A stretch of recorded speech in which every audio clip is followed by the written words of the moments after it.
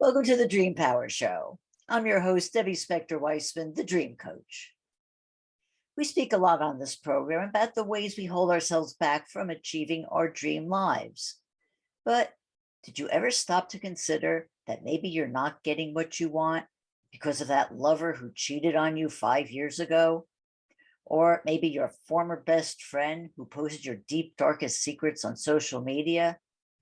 Or maybe it was that coworker who sabotaged your plans for getting the promotion you felt you richly deserved.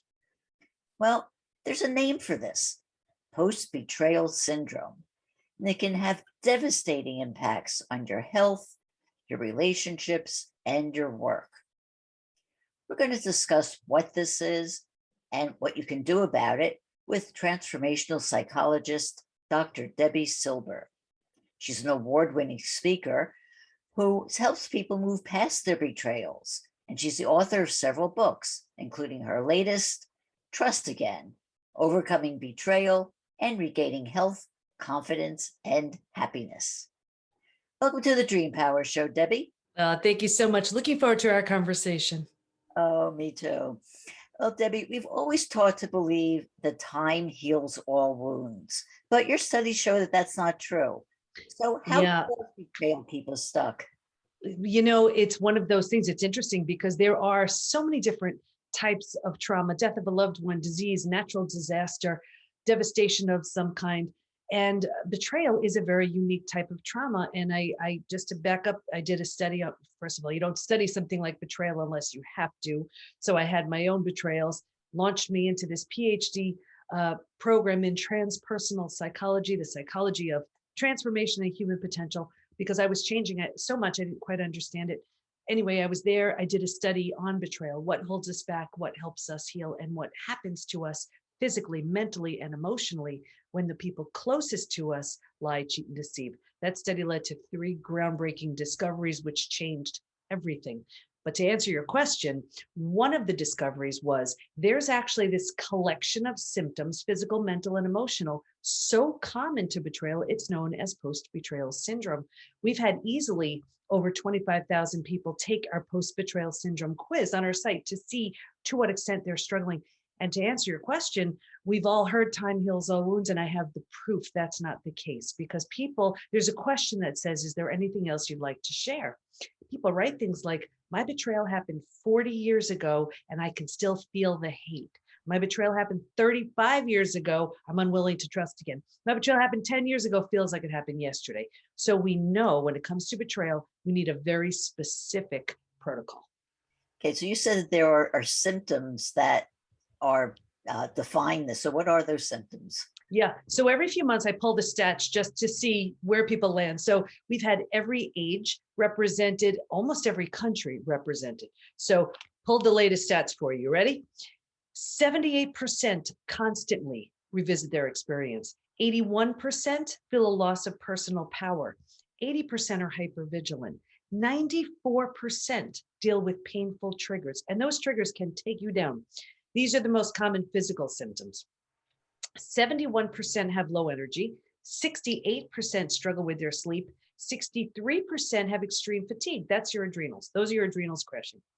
47% have weight changes. So in the beginning, maybe you can't hold food down. Later on, you're using food for comfort.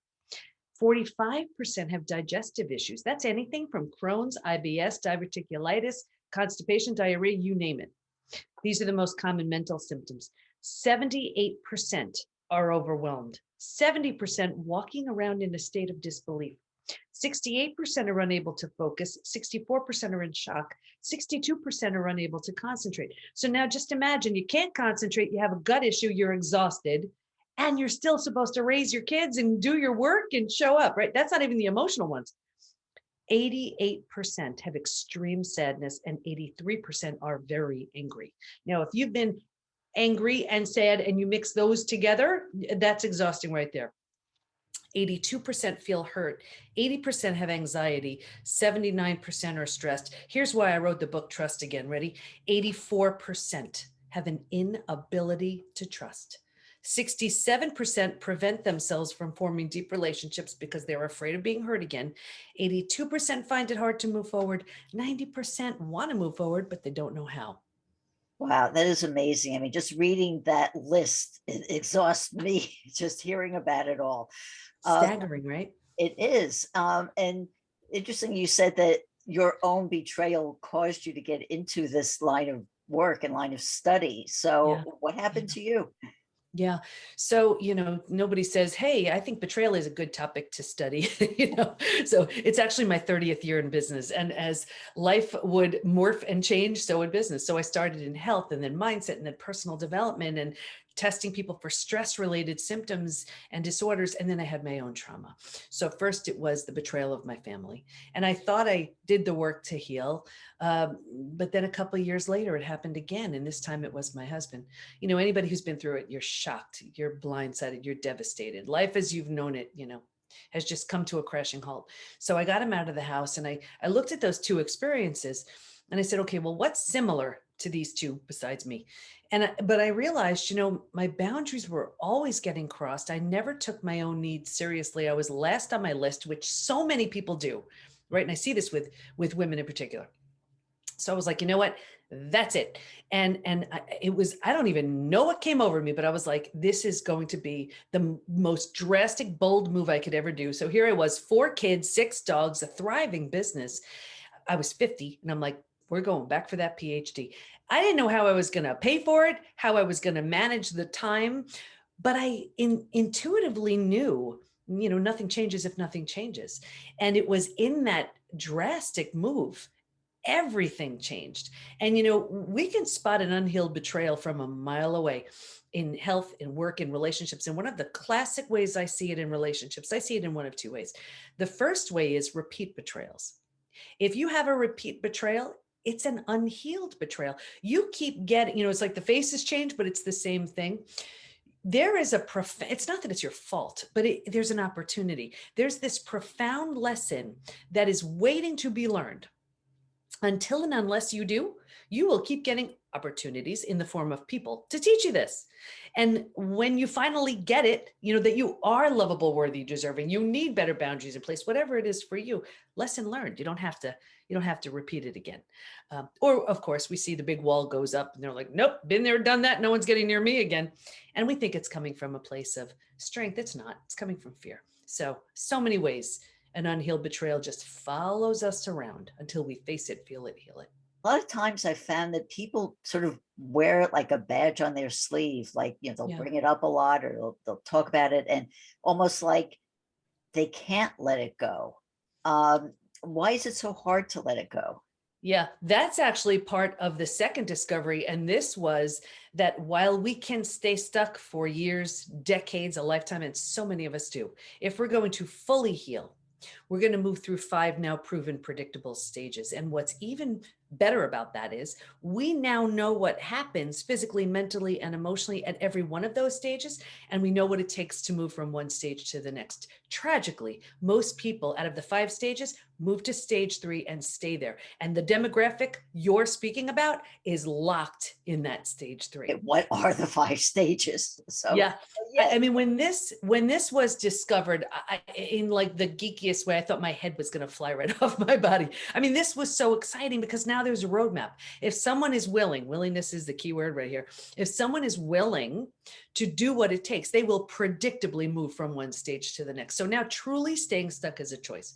Anyway, so the 5 stages, that's what we teach within the Institute. It's all mapped out in Trust again, but I'll give you the distilled version. Ready? The first stage is like a setup stage. And I saw this with every study participant, me too. If you imagine 4 legs of a table, the 4 legs being physical, mental, emotional, and spiritual. What I saw with everybody was this real heavy lean on the physical and the mental, and kind of neglecting and ignoring the emotional and the spiritual. So what does that look like? Looks like we're really good at thinking and doing, and not really prioritizing the feeling and being. Anyway, if you only have 2 legs of a table, easy for that table to topple over, that's us. Stage 2, by far the scariest of all of the stages. And this is shock, D-Day, discovery day. And this is like where the person takes a mask off and says, this is who I've been this whole time. It's the breakdown of the body, the mind, and the worldview. You've just ignited the stress response. You are headed now for every single stress-related symptom, illness, condition, disease. Your mind is in a complete and total state of chaos and overwhelm. This makes no sense. You can't even understand what you just learned. And your worldview has just been shattered. Your worldview is your mental model. It's the rules that you have. It's what prevents chaos. Don't go there, trust this person. This is how life works. And in a moment, it's all totally shattered. The bottom is bottomed out on you. And a new bottom hasn't been formed yet. So it's terrifying. But think about it. If the bottom were to bottom out on you, what would you do? You'd grab hold of anything and everything you could to stay safe and stay alive. And that's stage 3. Survival instincts emerge. It's the most practical of all of the stages. If you can't help me, get out of my way. How do I survive this experience? Who can I trust? Where do I go? How do I feed my kids? Here's the trap though. Once we've figured out how to survive, we're like, okay, all right, I got this. And because it feels so much better than the shock and trauma of where we just came from, we think it's good. So we start planting roots here because we have no idea there's a stage 4 or stage 5. We think this is the end of the road. So what happens with stage 4 and 5? Yeah. So stage 3, that is that stage we can get stuck in if we're not careful for life. Anyway, if we're willing to give up all of those benefits we were getting, grieve, mourn the loss, a few things we need to do, we can move to stage 4. Stage 4 is finding and adjusting to a new normal. Here's where you acknowledge and you accept, I can undo my betrayal, but I can control what I do with it. And I always use the example of if you've ever moved to a new house, office, condo, apartment, whatever, your stuff isn't all there yet. It's not quite cozy yet, but you know it's going to be okay. When you're in this mental space, you start turning down the stress response. So you're not physically healing just yet, but at least you stopped the massive damage you were causing in stages 2 and stage 3. And what's so interesting about stage 4 also is if you were to move, you don't take everything with you. You don't take the things that don't represent who you want to be when you're in that new space.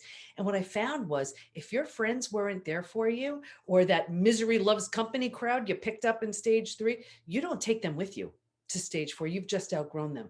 And people say to me all the time, what the heck? I've had these friends 10, 20, 30 years. Is it me? Yes, it is.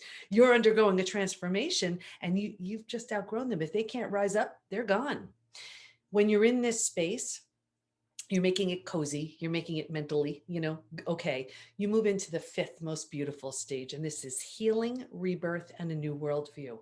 The body starts to heal, self-love, self-care, eating well, exercising, things like that. You didn't have the bandwidth for any of that earlier. Now you do.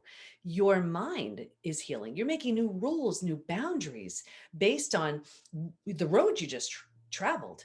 And you have a new worldview based on what you see so clearly now. And the 4 legs of the table, in the beginning, it was just the physical and the mental. By this point, we're solidly grounded because we're focused on the emotional and the spiritual too. Those are the 5 stages. That is an amazing discovery. But tell me this.